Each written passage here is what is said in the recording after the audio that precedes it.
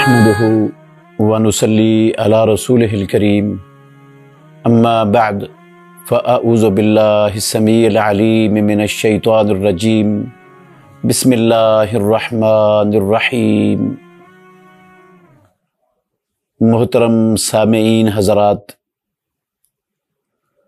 साल के सबसे अफजल, अजीम और मुबारक महीने की आमद इस हाल में हो रही है कि मुल्क में लॉकडाउन है। लोगों की जानों की हिफाजत के लिए हुकूमती हिदायत की वजह से बहुत से लोग मसाजिद में, अल्लाह के घरों में इबादत करने से महरूम हैं। और इस हालत में रमज़ान आ रहा है। यकीनन रमज़ान के आते ही शैतान जकड़ दिए जाते हैं, जन्नतों के दरवाज़े खुल जाते हैं, जहन्नम के दरवाज़े बंद हो जाते हैं, अल्लाह की रहमतें उसके दरवाज़े खुल जाते हैं, बरकतों का नज़ूल होने लग जाता है। जो लोग पूरा साल मस्जिद का दरवाज़ा तक नहीं देखते वो भी मस्जिदों में आने लग जाते हैं। जो कभी कभी आते थे वो बाकायदगी से मसाजिद में आना शुरू हो जाते हैं। तो ये इस वक्त, इस साल ये माहौल मसाजिद के अंदर बनना बज़ाहिर कुछ मुश्किल नज़र आ रहा है। मसाजिद के अंदर से जो तरबियत रमज़ानुल मुबारक के महीनों में होती थी वो तरबियत कुछ मुश्किल नज़र आ रही है हालात की वजह से।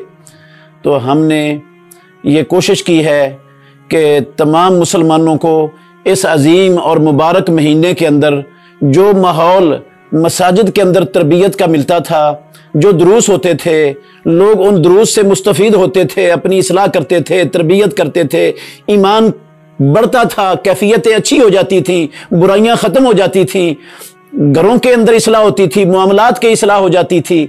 हमने पूरी कोशिश की है कि इन हालात में मुसलमानों को इसकी कमी महसूस ना होने दें।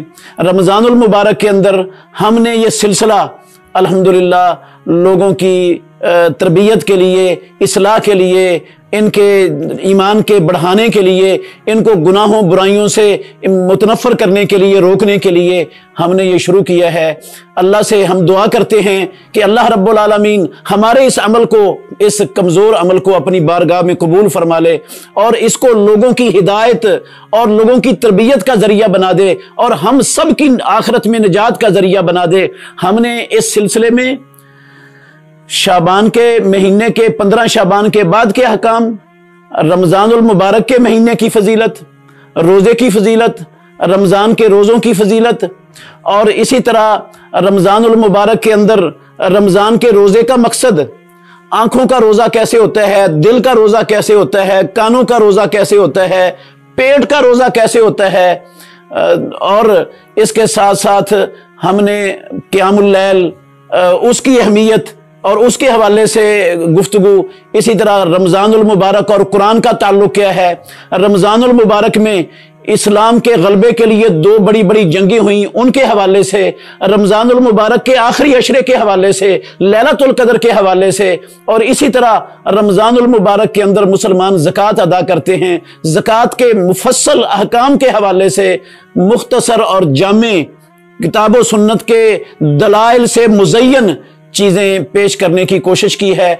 और इंशाअल्लाह आपको पूरा रमज़ान ये चीज़ें लम्हा ब लम्हा मिलती रहेंगी, रोज़ाना के हिसाब से रोज़ाना इंशाअल्लाह मिलेंगी। और मुझे अल्लाह रब्बुल आलमीन से बड़ी उम्मीद है, मेरे जो मुसलमान भाई बहनें, जो ख़ानदान इस तरबियती सिलसिले को सुनेंगे और इसको तवज्जो देंगे, इसको अपना कीमती वक़्त देकर इसको अहमियत देंगे, इंशाअल्लाहुर रहमान अल्लाह रब्बुल आलमीन उनके इल्म में इजाफा फरमाएंगे।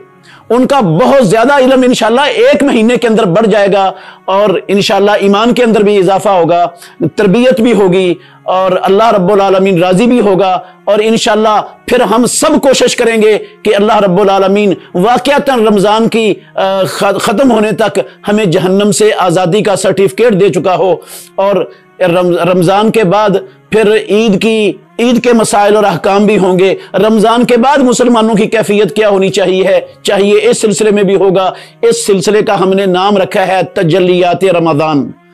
तो अगर हम अपने कीमती वक़्त में से थोड़ा वक़्त इस तजल्लियात रमज़ान प्रोग्राम को सुनने के लिए देंगे, अपने बच्चों को भी बिठाएंगे, घर के अफराद को भी बिठाएंगे, इंशाअल्लाह रहमान परवरदिगार हमें दुनिया में भी बड़ा नफ़ा देगा और आखिरत में भी बड़ा नफ़ा देगा।